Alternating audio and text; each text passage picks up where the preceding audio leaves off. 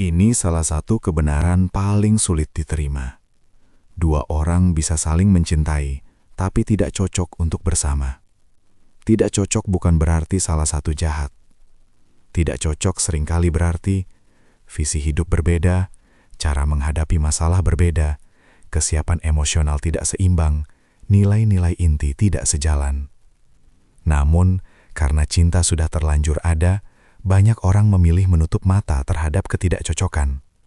Mereka berharap, nanti juga bisa menyesuaikan, lama-lama pasti berubah, yang penting sayang dulu. Padahal, hubungan bukan tempat menguji harapan, melainkan ruang melihat kenyataan. Kenapa sayang sering dijadikan alasan bertahan? Karena sayang adalah alasan yang paling aman.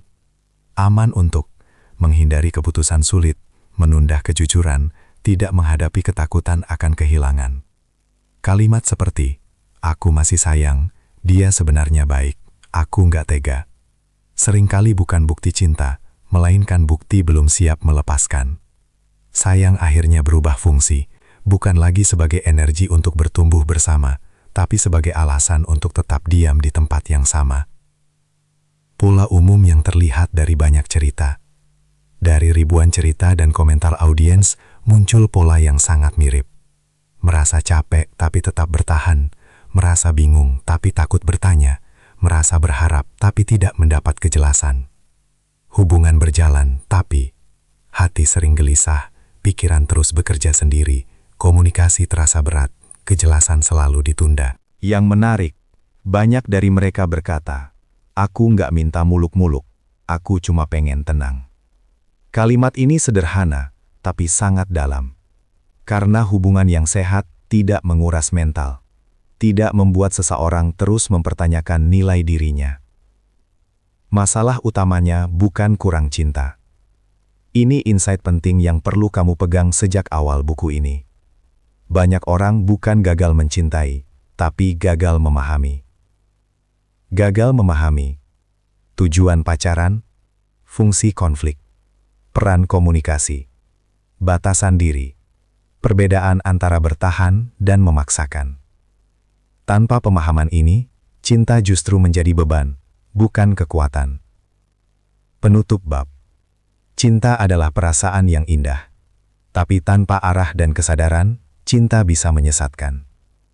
Hubungan yang sehat tidak hanya bertanya, aku sayang dia atau tidak, tapi juga berani bertanya, apakah hubungan ini membuat kami bertumbuh, atau justru saling mengikis?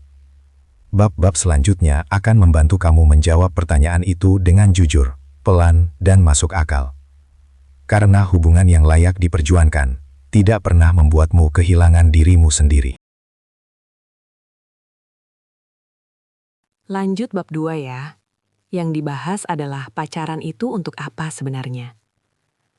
Pacaran tidak sama dengan tempat menggantungkan kebahagiaan. Pacaran sebagai proses mengenal, bukan memiliki.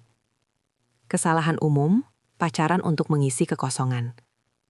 Perbedaan pacaran sadar versus pacaran impulsif. Bab 2. Pacaran itu untuk apa sebenarnya? Tentang hubungan yang dijalani dengan sadar, bukan sekadar rasa. Banyak orang menjalani pacaran tanpa pernah benar-benar tahu tujuannya. Seolah pacaran adalah sesuatu yang seharusnya terjadi, bukan sesuatu yang disadari. Ketika ditanya untuk apa pacaran, jawabannya sering terdengar seperti ini. Biar nggak kesepian, biar ada yang nemenin, biar ada status, karena sudah cocok. Jawaban-jawaban itu tidak salah, tapi tidak cukup kuat untuk menopang hubungan jangka panjang. Pacaran bukan tempat menggantungkan kebahagiaan. Salah satu kesalahan paling umum dalam hubungan adalah menjadikan pasangan sebagai sumber utama kebahagiaan. Ketika pacaran dijadikan tempat menggantungkan kebahagiaan, suasana hati mudah naik turun, ekspektasi menjadi berlebihan, kekecewaan terasa lebih menyakitkan, hubungan jadi penuh tuntutan tak terucap. Tanpa disadari, pasangan diberi peran yang terlalu besar, sebagai penyelamat, pengisi, bahkan penentu nilai diri. Padahal, tidak ada manusia yang sanggup memikul beban itu terus-menerus. Hubungan yang sehat bukan tentang saling melengkapi kekosongan, melainkan tentang dua individu yang sudah cukup utuh, lalu memilih berjalan bersama. Pacaran adalah proses mengenal, bukan memiliki. Pacaran sering disalahpahami sebagai tanda kepemilikan. Ketika sudah pacaran muncul anggapan, berhak mengatur, berhak menuntut, berhak tahu segalanya, berhak marah berlebihan. Padahal, pacaran seharusnya menjadi fase mengenal karakter, bukan mengikat kebebasan.